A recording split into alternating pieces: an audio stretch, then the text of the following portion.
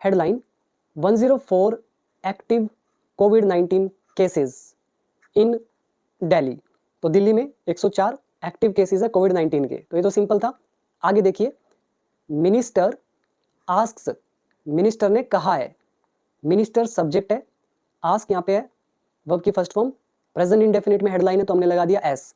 Ask का मतलब होता है पूछना, लेकिन मैं यहाँ पे हिंदी बोल रहा हूँ कहा। मिनिस्टर ने कहा हॉस्पिटल्स को, क्या कहा? टू कीप रेडी, तैयार रखने के लिए, किसको? बेड्स को और ऑक्सीजन को। अब मैं यहाँ पे आपको थोड़ा सा एक्सप्लेन कर दूं कि एक्चुअली में मैं कहा क्यों बोल रहा हूँ इसको। यहाँ पे देखो, मिनिस्टर सेज टू हॉस्पिटल्स, तो ये हेडलाइन है, हिंदी पास्ट में जाएगी बट यहाँ पे प्रेजेंट में लिखेंगे। तो minister says to hospital, minister ने हॉस्पिटल से कहा, मंत्री ने हॉस्पिटल से कहा। यहाँ पे हमने लगा दिया से का मतलब होता है कहना, साथ में लगा दिया एस प्रेजेंट इंडेफिनिट टेंस।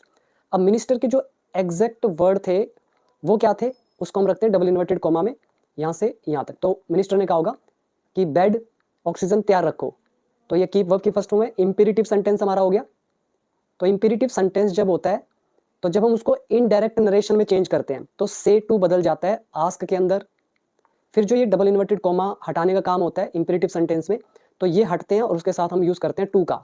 अब आपको समझ में आया, ये हमारा इनडायरेक्ट नरेशन है, जिसको आप डायरेक्ट इनडायरेक्ट स्पीच बोलते हैं। तो ये आप देख सकते हैं, तो ईजी है, इसीलिए मैं इसको बोल रहा था। आस्क मतलब कहना, कई लोगों को समझ नहीं आता इसलिए एक्सप्लेन करना जरूरी है।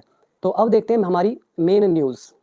सबसे पहले इमेज के नीचे ऑल कोविड-19 पॉजिटिव सैंपल्स, ये जितने भी कोविड-19 के पॉजिटिव वाले सैंपल्स हैं दिल्ली में, आर बीइंग सेंट, इनको भेजा जा रहा है। हमने यहाँ यूज़ किया आर, फिर लगा दिया बीइंग, सेंट है वर्ब की थर्ड फॉर्म, और ये हमारा है ऑब्जेक्ट। तो ये हो गया हमारा present continuous tense passive voice. तो ये जो पॉजिटिव सैंपल्स हैं सारे दिल्ली में, इनको भेजा जा रहा है कहाँ पे? टू लोकनायक हॉस्पिटल में, जो कि आप पिक्चर में देख रहे हैं। और क्यों भेजा जा रहा है? फॉर जीनोम सीक्वेंसिंग, जीनोम की सीक्वेंसिंग के लिए।